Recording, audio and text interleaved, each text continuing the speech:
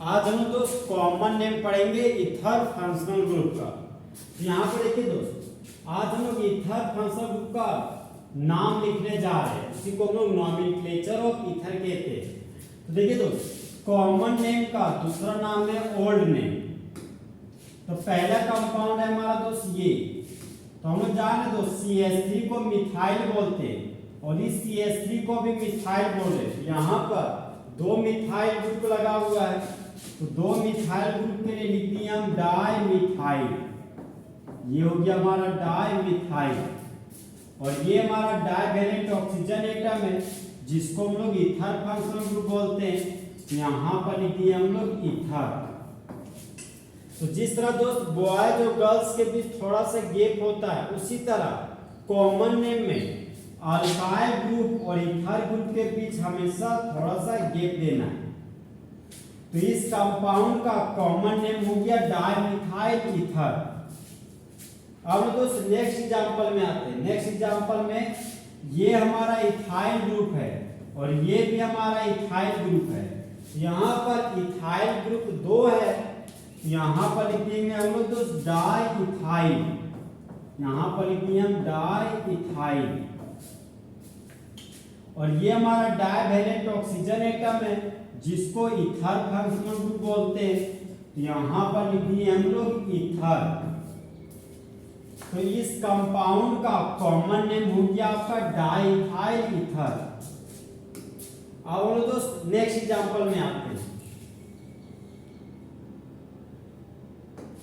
ये आपका दोस्त नेक्स्ट एग्जांपल है। यहाँ पर देखिए दोस्त, ये हमारा मिथाइल ग्रुप है, तो मिथाइल ग्रुप का M और ये हमारा इथाइल ग्रुप है, इथाइल ग्रुप का E। तो ABCD में मिथाइल का M और इथाइल का E में सबसे पहले इथाइल का E आता है। तो सबसे पहले हम मिथाइल को लिखेंगे, फिर मिथाइल को लिखेंगे। यहाँ पर दोस्त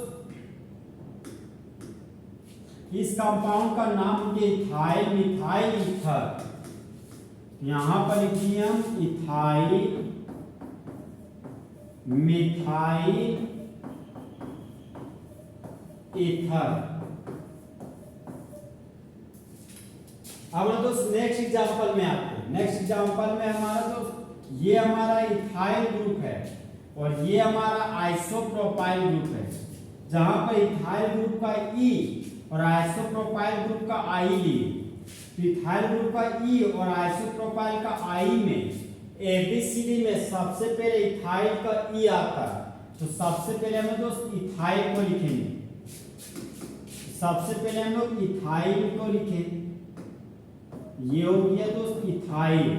उसके बाद हम लोग आइसोप्रोपाइल का नाम लिखेंगे, तो ये हो गया हमारा आइसोप्रोपाइल और यह हमारा ईथर फंक्शनल ग्रुप है। तो यहाँ पर लिखिए हम लोग ईथर। तो इस कंपाउंड का कॉमन नेम हो गया आपका इथाइल आइसोप्रोपाइल ईथर। अब हम दोस्त नेक्स्ट एग्जांपल में आते हैं। नेक्स्ट एग्जांपल देखिए दोस्त, ये हमारा आइसोप्रोपाइल ग्रुप है और ये हमारा आइसोप्रोपाइल ग्रुप है। तो यहाँ पर आइसोप्रोपाइल ग्रुप आपका दो है, तो इस कंपाउंड का नाम हो जाएगा डाई आइसोप्रोपाइल और ये हमारा ईथर फंक्शनल ग्रुप है। तो यहाँ पर लिख देंगे हम लोग ईथर।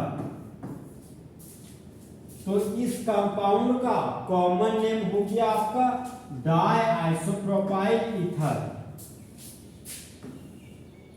अब दोस्त नेक्स्ट एग्जांपल में आते हैं। ये हो गया हमारा साइक्लोपेंटाइल ग्रुप और ये हो गया हमारा इथाइल ग्रुप।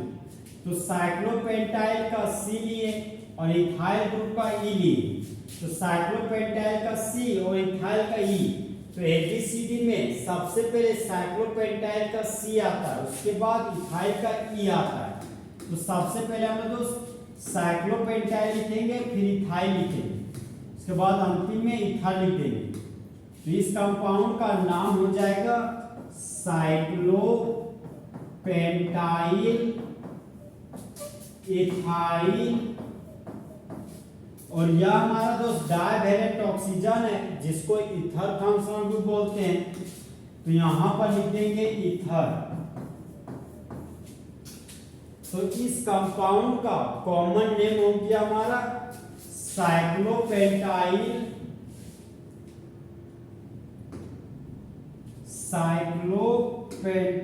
साइक्लोपेंटाइल इथाइल ईथर हो गया।